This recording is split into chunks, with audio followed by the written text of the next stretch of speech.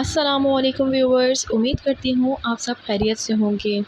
ہمارے YouTube channel کہانی کچھ ایسی میں آپ سب کو ایک بار پھر سے خوش آمدید۔ ابرہہ یمن کا حکمران تھا۔ اس نے یمن میں ایک عالیشان کلیسا تعمیر کر کے یمن کے لوگوں میں یہ اعلان کرا دیا کہ آئندہ کوئی حج کے لیے مکہ مکرمہ نہ جائے اور اسی کلیسے کو بیت اللہ سمجھے۔ اس اعلان سے عرب کے لوگوں میں غم و غصے کی لہر دوڑ گئی۔ پھر ان میں سے کسی شخص نے رات کے وقت کلیسے میں جا کر گندگی پھیلا دی۔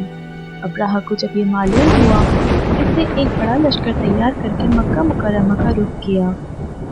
راستے میں کئی عرب قبیلوں نے اسے روکنے کی کوشش کی، لیکن ابرہہ کے لشکر کے ہاتھوں انہیں شکست حاصل ہوئی۔ آخر کار یہ لشکر مکہ مکرمہ کے قریب پہنچ گیا۔ اگلی صبح جب اس نے بیت اللہ کی طرف بڑھنا چاہا تو اس کے ہاتھی نے آگے بڑھنے سے انکار کر دیا، اور اسی وقت اس کی طرف عجیب و غریب قسم کے پرندوں کا ایک غول آیا اور لشکر پر چھا گیا۔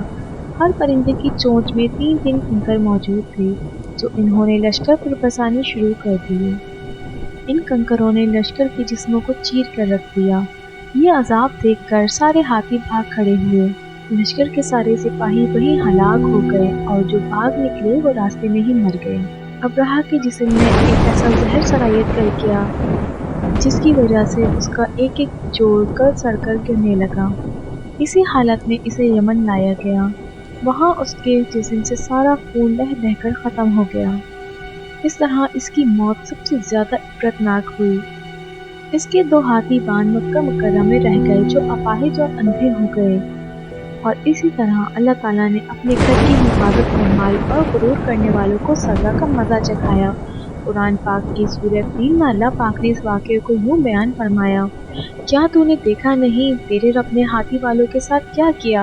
کیا ان کے مکر کو بیکار نہیں کر دیا اور ان پر پرندوں کے جھنڈ نہیں بھیجے جو انہیں مٹی اور پتھر کی کنکریاں مار رہے تھے، بس انہیں کھائے ہوئے بھوسی کی طرح کر دیا۔ تو یہ تھی آج کی کہانی۔ اگر آپ کو میری کہانیاں پسند آتی ہیں تو میرے چینل کو لائک، شیئر اینڈ سبسکرائب ضرور کیجیے، اور بیل آئیکن کو دبانا نہ بھولیے گا تاکہ میری آنے والی تمام ویڈیوز آپ لوگوں کو آسانی سے جلدی مل جائیں۔ شکریہ۔